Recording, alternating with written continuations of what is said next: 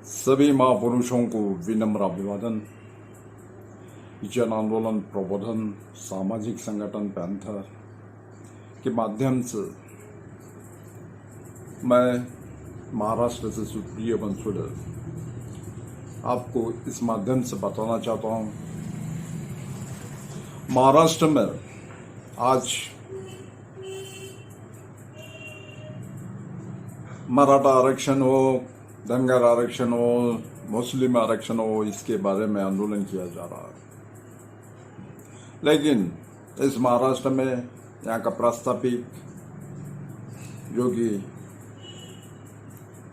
जिसके पास कारखाना है, सहकार सम्राट है, सहकार क्षेत्र है, शिक्षण संस्था है, आमदार है, खासदार है, मंत्री विभाग है, और वो लोग जब भी भाजपा की सरकार आती है, ये लोग कांग्रेस में और राष्ट्रवादी में थे, आज भी है, और कुछ भाजपा में आज गए वाले। इनको जब भी प्रॉब्लम आता है तो ये हमारे गरीब भाइयों को मराठा आरक्षण का विषय निकालते हैं।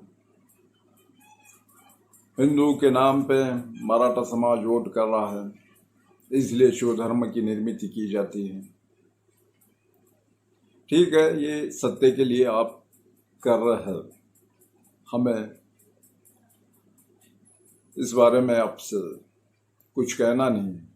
लेकिन आप जिस समाज में आते हैं, जो कि शिवाजी महाराज का रहते का राज, उसके बारे में आप सोचना चाहिए। जो कि आज गरीब मराठा जो है, उसके बारे में यहाँ के प्रस्तापिक मराठा और ये सभी बाजू से सक्षम है, लेकिन वही समाज में जो हमारे गरीब भाई है, उनके लिए ये कुछ नहीं करता। जब जब भी भाजपा की सरकार आती है तो उस टाइम हमारे गरीब भाई मराठों के दिमाग को चेंज करके इनके खुद के स्वार्थ के लिए उनके माथे भड़काए जाते हैं, उन्हें यूज किया जाता है। मराठा आरक्षण हो, शिव धर्म की निर्मित हो, और ये खुद राज करते हैं। मैं इस बारे में बताना चाहता हूँ कि मराठा आरक्षण मिलना चाहिए। आज तक किसकी सरकार थी, कौन सरकार में था? जब जब भी आरक्षण का विषय आता है तो इनको कोई प्रॉब्लम आता है। जो यहाँ के जो प्रस्तापिक मराठा है, जो आमदार, खासदार, संस्था, फिर कारखाने, सहकार क्षेत्र, सभी क्षेत्र में इन हमारे गरीब भाई जो कि सही परेशानी में जीते हैं, उनको आरक्षण की जरूरत है। लेकिन उनके लिए ये लोग करते नहीं। 2019 में महाराष्ट्र के मुख्यमंत्री देवेंद्र फडणवीस जब मराठा आरक्षण के लिए न्यायालय, चाहे वो सुप्रीम कोर्ट हो या हाई कोर्ट हो, इसकी लड़ाई से मैं इन मराठा समाज को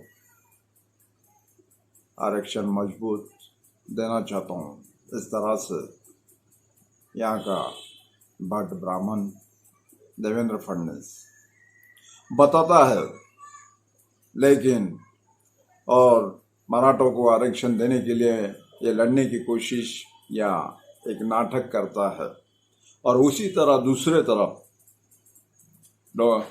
एडवोकेट गुणवंत सदावते को उसके खिलाफ न्यायालय में, हाई कोर्ट हो या सर्वोच्च न्यायालय हो, वहाँ पर विरोध करके उस आरक्षण को रद्द किया जाता है। इस तरह की राजनीति यहाँ के ब्राह्मण करते हैं। आज जो आरक्षण का मुद्दा होता है, जो कि 5% मुस्लिम समाज को आरक्षण, आज भी हाई कोर्ट ने उसे मंजूरी दी है। लेकिन यहाँ की सरकार, कांग्रेस हो या आघाड़ी की सरकार हो, ये इसके बारे में नहीं सोचती। भाजपा तो मुसलमानों के विरोध में काम कर रही है, उन्हें अपन बोल नहीं सकते। लेकिन जब देवेंद्र फडणवीस इस तरह का नाटक करता है और आज की स्थिति में मराठा आरक्षण का विषय आया तो अजीत दादा पवार मुस्लिम आरक्षण के लिए मीटिंग या बैठक के सब नेताओं को बुला कि मुस्लिम आरक्षण के लिए मांग कर, धनगर आरक्षण के लिए, और देवेंद्र फडणवीस उधर ओबीसी के लोगों को भड़काते हैं। मैं मराठों को और मुस्लिम धनगर समाज को आरक्षण देना मेरे दिल से विरोध या दिल से चाहता हूँ उनको कि आरक्षण मिलना चाहिए।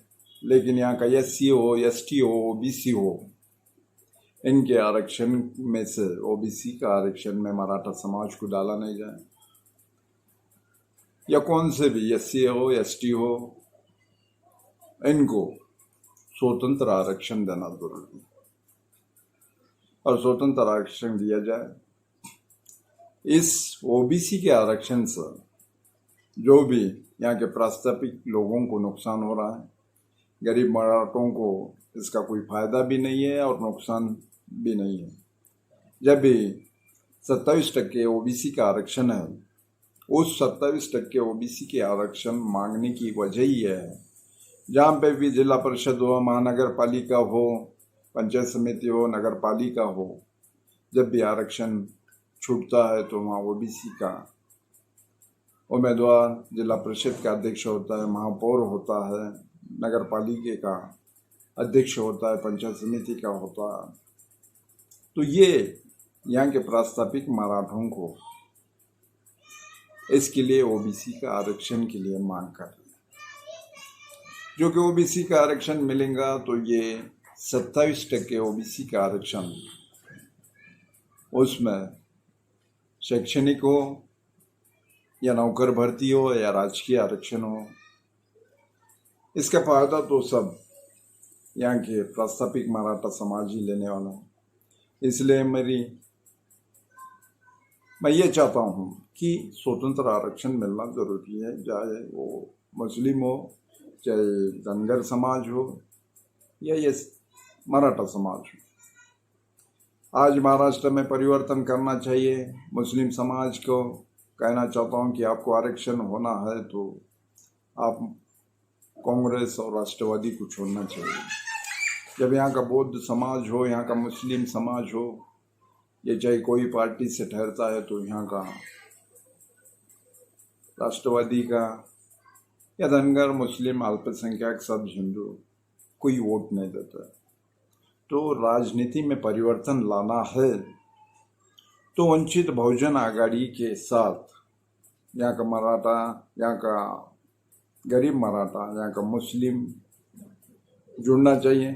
ठीक है, मराठा गरीब नहीं जुड़ा तो चलता है, लेकिन मुस्लिम और बौद्ध समाज और यहाँ के रहे वाले कांग्रेस हो, राष्ट्रवादी हो, शिवसेना 2 शिवसेना हो, राष्ट्रवादी 2 हो और भाजपा हो, ये उनके खुद के बलबूते पे लड़ना चाहिए। ठीक है, कांग्रेस से अगर मुस्लिम समाज जुड़ा है तो कांग्रेस और वंचित की युति होती है तो भी परिवर्तन होता है। लेकिन यहाँ की कांग्रेस जो है, शरद पवार मनोवादी प्रवृत्ति के प्रस्तावित मराठा, यही लोग यहाँ की कांग्रेस चलाते हैं और ये सोचते नहीं है यहाँ का दलित का नेतृत्व बन जाए, यहाँ का मुस्लिम का नेतृत्व बन जाए, हमें तो खाली वोट का अधिकार, वो भी कुछ 500 या 200 रुपए में बेच के वोट करना है। इस तरह से उन लोगों की सोच है। आज वंचित के लिए महाराष्ट्र में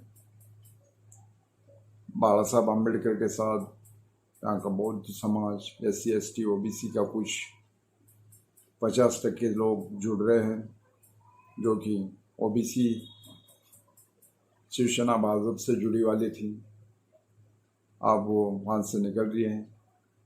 आज मुस्लिम समाज अगर जुड़ता है तो महाराष्ट्र में परिवर्तन होता है। जिस जिस जगह पे 30 जिले हैं, 30 जिले हैं महाराष्ट्र में, उस जगह पे जिस जिस जगह पे जिले शहरों में महापौर हो, नगराध्यक्ष हो या जिले में मुस्लिम और दलित बौद्धों का उम्मीदवार चुन के आता है, नगर पालिका में नगराध्यक्ष होता है, महापौर हो सकता है। ये वंचित बहुजन आघाड़ी के साथ अगर मुस्लिम समाज जुड़ता है तो, नहीं तो कांग्रेस को आप जुड़ते हैं, राष्ट्रवादी से जुड़ते हैं तो ये खाली वोट अपना लेते हैं और कल भाजपा में ही जाते हैं, फिर वापस आते हैं। तो ये आप समझना चाहिए आपको। अपने हक के लोग, अपने अधिकार के लोग सत्ता में जाते हैं तो आपकी उन्नति हो सकती है। अगर आपने को परिवर्तन करना है और अपने अधिकार का सही उपयोग करना है तो वंचित बहुजन आघाड़ी से आप जुड़े और महाराष्ट्र में परिवर्तन 100% हो सकता है अगर मुस्लिम समाज वंचित से जुड़ता है। ठीक है, बाला साहब अम्बेडकर तो कांग्रेस के साथ यूटी करना चाहते हैं, लेकिन कांग्रेस बाला साहब अम्बेडकर के साथ यूटी नहीं करना चाहती। तो ये मनवादी विचारसरणी अपने कांग्रेस और राष्ट्रवादी खत्म करके अगर मुस्लिम समाज कांग्रेस और राष्ट्रवादी को छोड़ के वंचित को जुड़ता है तो राष्ट्रवादी और कांग्रेस खत्म करने की ज़रूरत नहीं, खत्म हो जाती है। बस मैं यहीं पे रुकता हूँ। सभी को इस माध्यम से यही बात बताना चाहता था।